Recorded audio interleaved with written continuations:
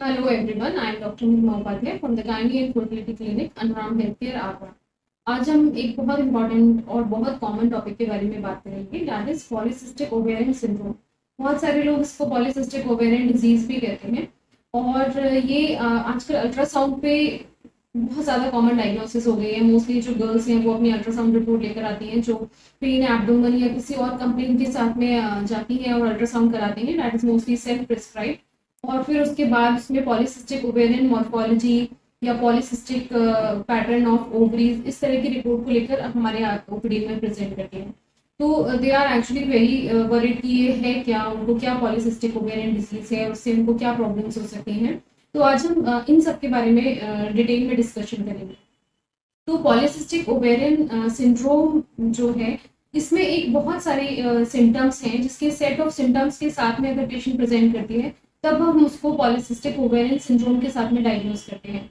सिर्फ अल्ट्रासाउंड में एक पॉलीसिस्टिक पैटर्न दिखना या मल्टीपल सिस्ट जैसी पिक्चर्स ओवरीज की दिखाई देने से हम उसको पॉलीसिस्टिक ओवेरियन सिंड्रोम नहीं बोल सकते। तो कुछ गाइडलाइंस हैं जिनके अकॉर्डिंग अगर 3 फीचर्स में से कुछ 2 फीचर्स अगर प्रेजेंट होते हैं एटलीस्ट, तब उसके बाद हम पेशेंट को पॉलीसिस्टिक ओवेरियन सिंड्रोम बोल सकते हैं। जिसमें एक तो अल्ट्रासाउंड में पॉलीसिस्टिक ओवेरियन मॉर्फोलॉजी प्रेजेंट है और उसके बाद पेशेंट को या तो हार्मोनल इरेगुलरिटीज हैं, उसको पीरियड्स जो हैं वो डिले होकर आते हैं, लेट आते हैं या कम आते हैं। इसके अलावा अगर कुछ सिम्टम्स हैं उसको जिसमें एक्ने है या एक्सेसिव हेयर ग्रोथ है बॉडी पे, फेस पे कुछ ज़्यादा हेयर ग्रोथ है या चेस्ट पे कुछ थिक हेयर्स हैं, तो ये सारे सिम्टम्स जो हैं ये सब मिलके पॉलीसिस्टिक ओवेरियन सिंड्रोम के नाम से जाने जाते हैं। तो अब पेशेंट को इसके साथ प्रॉब्लम क्या हो सकती है, जैसे हमारे पास जो मोस्टली गर्ल्स आती हैं वो यही सिम्टम्स लेकर आती हैं कि उनकी मेंस्ट्रुअल साइकिल्स जो हैं वो रेगुलर नहीं है, टाइम से पीरियड्स नहीं आते, हमेशा डिले होकर आता है, 10 डेज 15 डेज डिले हो जाता है। तो ये इसके साथ में पेशेंट आ सकती है। एक्सेसिव हेयर ग्रोथ के साथ में प्रेजेंट कर सकती है, फेस पर एक्ने हो सकते हैं और इसके अलावा फिर रिप्रोडक्टिव एज ग्रुप में पेशेंट को अगर कंसीव करने में प्रॉब्लम हो रही है, इनफर्टिलिटी के साथ में प्रेजेंट कर सकती है। तो आजकल ये बहुत ज़्यादा कॉमन है और ऑलमोस्ट एवरी 5th 6th जो विमेन है वो पीसीओएस से सफर कर रही है। तो अब पॉलीसिस्टिक ओवेरियन डिजीज या सिंड्रोम की जो डायग्नोसिस है वो क्यों इम्पोर्टेंट हो जाती है?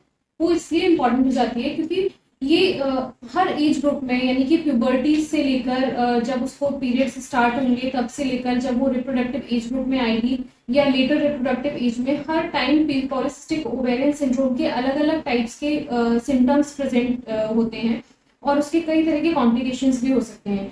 जैसे मैंने आपको बताया कि अर्लियर एज में उसको साइकिल्स इरेगुलर हो सकती हैं, एक्ने हो सकता है, एक्सेसिव हेयर ग्रोथ हो सकता है, एक डिसकलरेशन होता है जिसको कहते हैं कि डार्क पिगमेंटेशन हो जाता है, डार्क क्रीज बन जाती हैं जैसे नेक पर, हेयर नेक लाइन पर।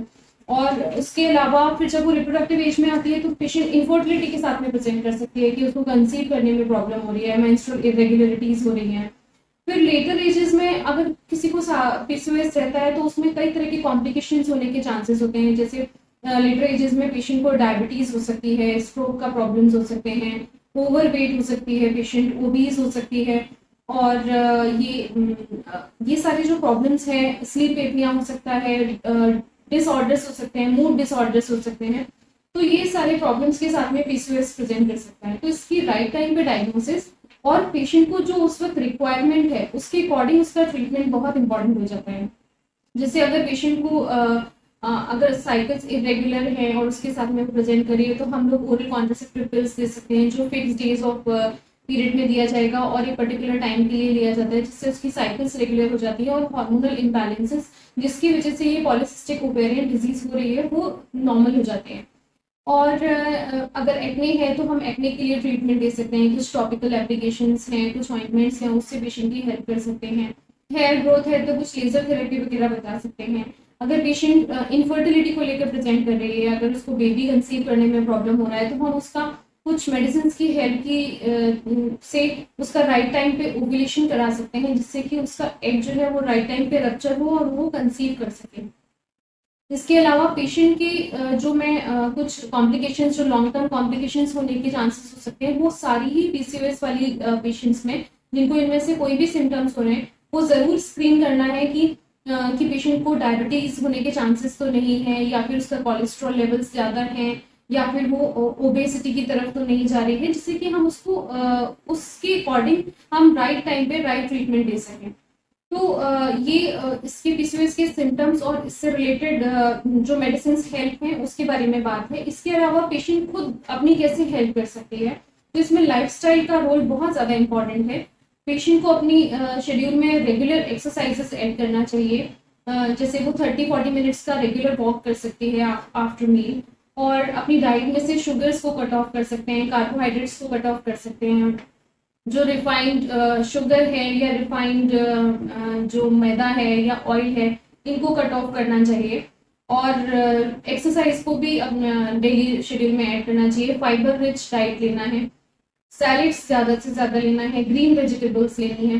तो ये सब चीज़ें करने से पेशेंट के जो अंदर के जो हार्मोनल इम्बैलेंसेस हैं उसमें थोड़ी हेल्प हो सकती है। वेट को कंट्रोल में रखना सबसे ज़्यादा इम्पॉर्टेंट है, क्योंकि ये सारा जो पीसीओएस का हार्मोनल इम्बैलेंसेस है, ये एक बहुत ही विशियस साइकिल है कि पीसीओएस होने की वजह से वेट गेन होता है, और अगर पेशेंट को वेट गेन होगा तो वो पीसीओएस को और ज़्यादा बना के रखेगा। तो अगर आप वेट लॉस करते हैं एक्सरसाइज से या किसी से भी, और अपने वेट को और बीएमआई को नॉर्मल रेंज में रखते हैं, तो आपकी पीसीओएस की प्रॉब्लम काफी हद तक सॉल्व हो सकती है, और उससे रिलेटेड जो भी कॉम्प्लिकेशंस, जो लॉन्ग टर्म कॉम्प्लिकेशंस होने की जो चांसेस हैं वो रिड्यूस हो सकते हैं, आप टाइम से कंसीव भी कर सकते हैं। तो ये सारी चीजें पीसीओएस के बारे में हैं। अगर इसके अलावा आपकी कोई क्वेरीज है तो आप हमें इनबॉक्स कर सकते हैं।